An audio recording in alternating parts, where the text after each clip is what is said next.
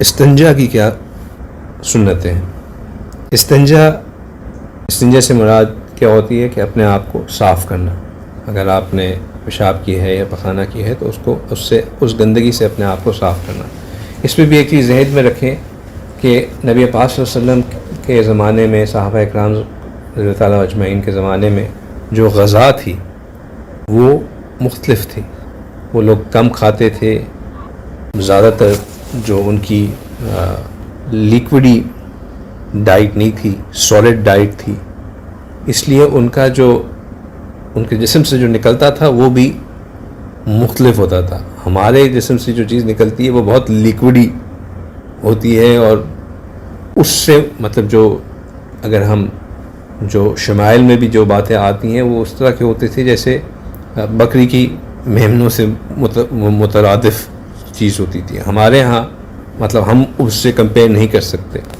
تو اس لیے صرف اگر ہم یہی سمجھیں کہ ہم استنجا کرنے کے لیے پتھر یا ٹیلے استعمال کر لیں گے، اس میں جو چیز استعمال کی جا سکتی ہے وہ یہ ہے کہ مٹی کے ڈھیلے بنے ہوتے ہیں، جیسے کہ ڈرائیڈ سینڈ یا ڈرائیڈ سوئل جو ہے اس کے چھوٹے چھوٹے اگر بلاکس بنے ہوں اس کو مٹی کا ٹھیلا کہتے ہیں.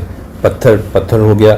جو چیز نہیں استعمال کرنی چاہیے وہ ہے ہڈی کا استعمال قطعاً نہیں کرنا چاہیے، کیونکہ آپ صلی اللہ علیہ وسلم کی حدیث میں مبارکہ ہے کہ ہڈیاں جو ہیں یہ جنوں کی غذا ہوتی ہے، اس لیے ہڈیوں کو ہر ممکن کوشش کرنی چاہیے کہ نہ استعمال کیا جائے. اسے منع فرمایا آپ صلی اللہ علیہ وسلم نے. اب کیونکہ اگر آپ ان کو اپنے واش روم میں مٹی کے ٹیلے استعمال کریں گے تو جب استعمال کرنے کے بعد آپ اس مٹی کے ٹیلے کو اپنے فلش میں ڈالیں گے تو آپ کا فلش یقیناً بلاک ہو جائے گا. اس کا یہ مطلب نہیں ہے کہ سنت مبارکہ جو ہے وہ ویلڈ نہیں رہی. اگر اب بھی ہمیں کبھی باہر کسی کھلی جگہ میں استعمال کرنے کوئی حاجت پوری کرنے کی ضرورت آئے تو ہم اب بھی کوشش کریں کہ ہم ڈھیلے یا پتھر استعمال کر کے صفائی کریں، تاکہ کم از کم جو یہ سنت مبارکہ پہ ایک دفعہ عمل کرنے کی، جس طرح کی سنت ہے اس طرح عمل کرنے کی توفیق مل جائے.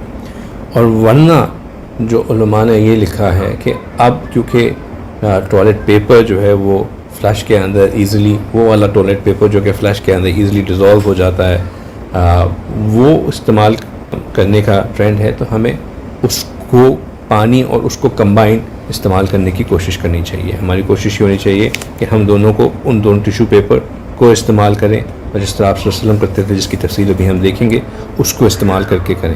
یہ وہ ایک پرفیکٹ ایگزامپل آگے جو بات میں تھوڑی دیر پہلے کر رہا تھا کہ سنت مبارکہ کو تھوڑا سا، سنت ویسی ہی رہتی ہے لیکن اس کو تھوڑا سا اڈیپٹ کرنا پڑتا ہے اپنے حالات اور ہمارے جو ضروریات ہیں اس کے مطابق، اور پھر اس کو اسی طرح استعمال کرنے کی ضرورت ہے. تو اس لیے اب جو ہے اس کا آلٹرنیٹیو ٹیشو پیپر استعمال کرنا ہے. لیکن اب میں آپ کو بتا رہا ہوں کہ اس کی سنت کیا ہے. اس کی سنت یہ ہے کہ آپ صلی اللہ علیہ وسلم 3، 5 یا 7 طاق عدد کے اندر ان کو استعمال کرتے تھے.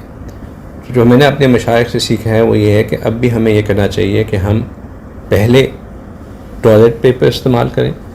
ٹوائلٹ پیپر سے اپنے آپ کو صاف کرنے کے بعد، کیونکہ اب ہماری ڈائٹ ایسی ہیں کہ شاید صرف ٹوائلٹ پیپر کا استعمال کافی نہیں ہے، تو اب اس کے بعد پھر پانی سے اپنے آپ کو جو ہے دھو بھی لینا چاہیے. واش روم سے نکلتے وقت یا جس ایریا کو ہم نے بیت الخلاء ڈیزگنیٹ کیا ہوا ہے اس سے نکلتے وقت پہلے کون سا پاؤں؟ اب دایاں پاؤں، کیونکہ اب آپ گندی جگہ سے ایک اچھی جگہ کی طرف آ رہے ہیں تو پھر دایاں پاؤں. اور سنت مبارکہ یہ ہے کہ اس وقت غفرانک پڑھنا، غفرانک کہنا، یہ سنت مبارکہ ہے.